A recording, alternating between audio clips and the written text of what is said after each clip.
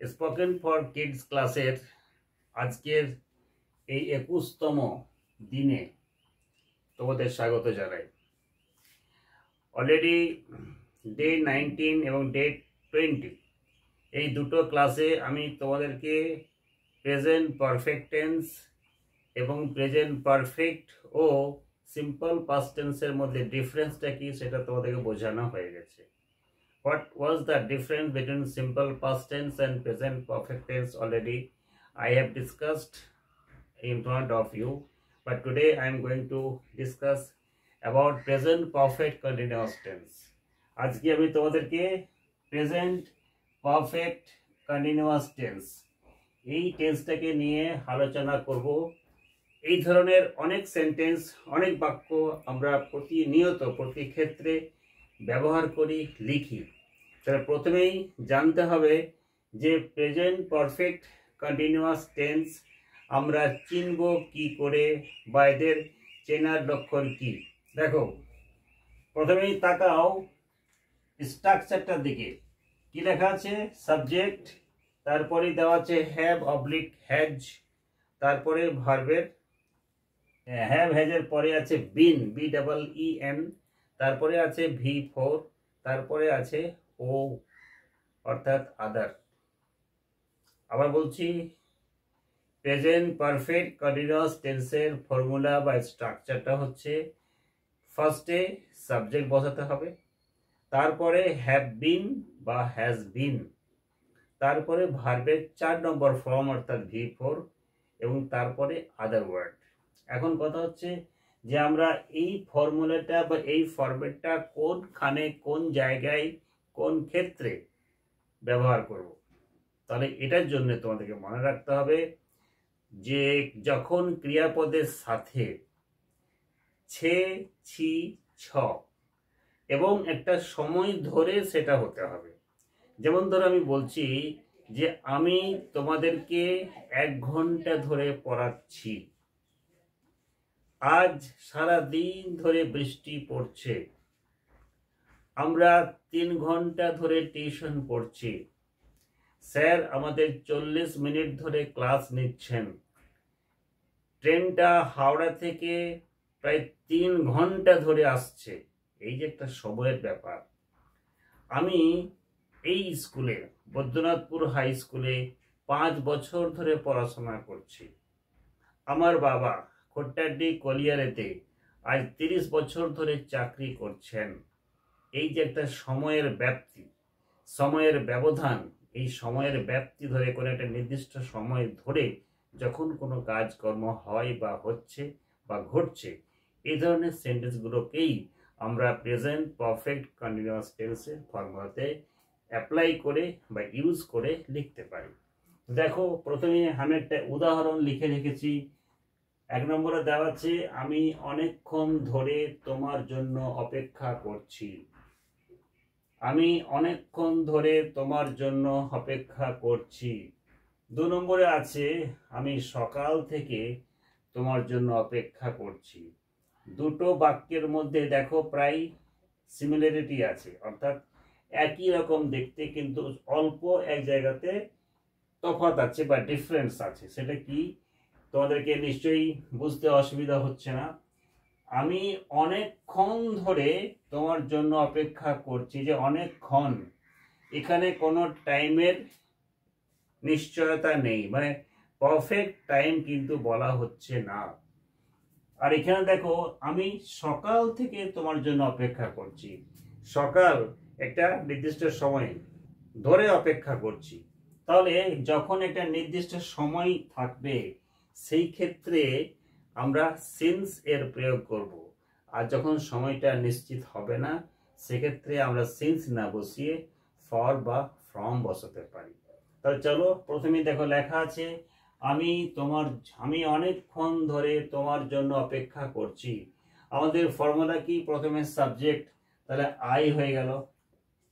আয়ের পরে নিশ্চয়ই আমরা জানি হ্যাভ লাগাতে হয়, HAVE।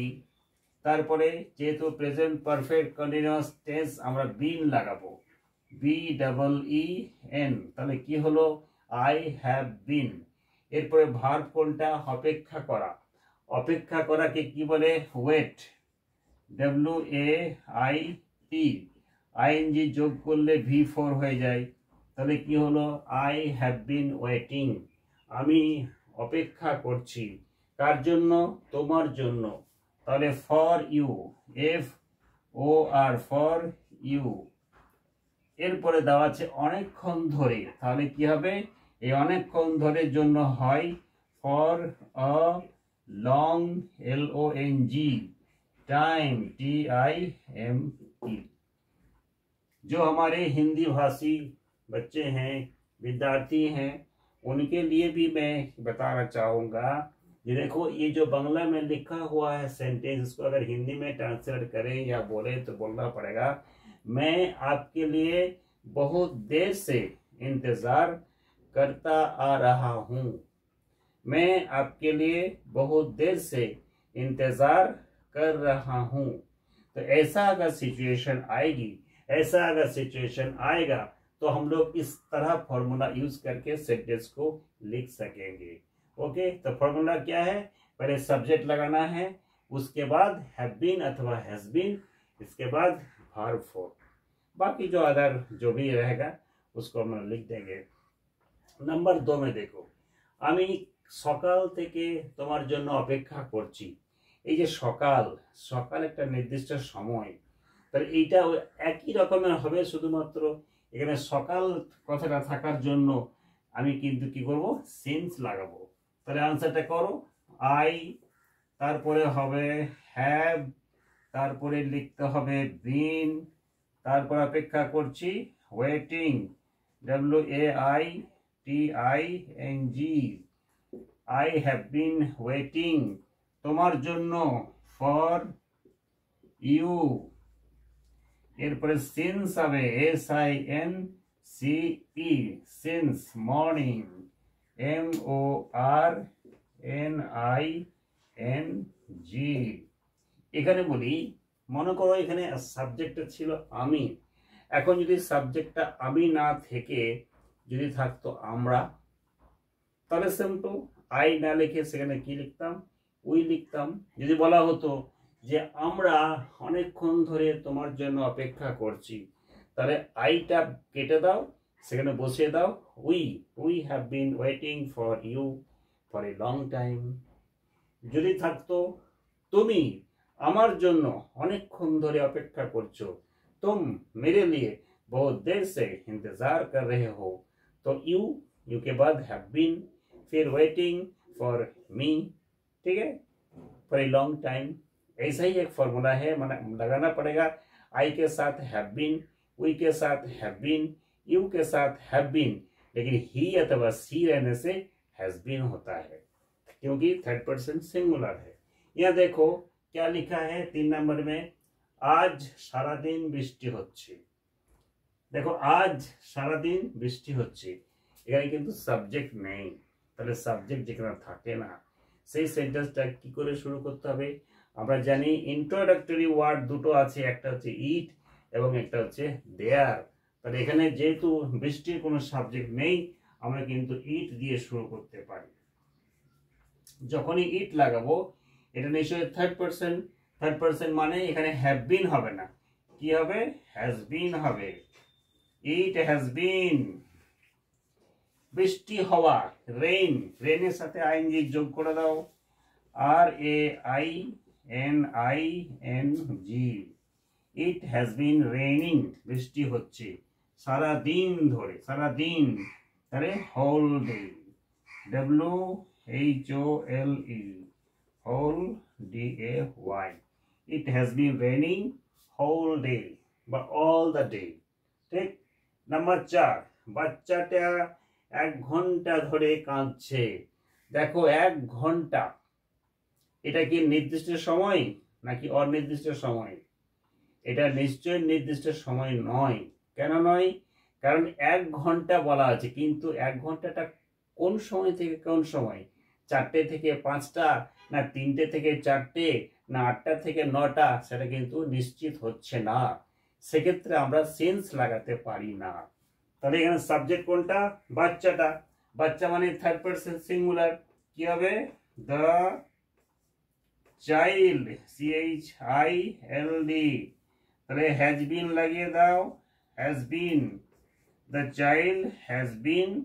তারপরে কাঁদা, ক্রাইং হতে পারে, CRYING, the child has been crying. 1 ঘন্টা ধরে, তাহলে কি হবে?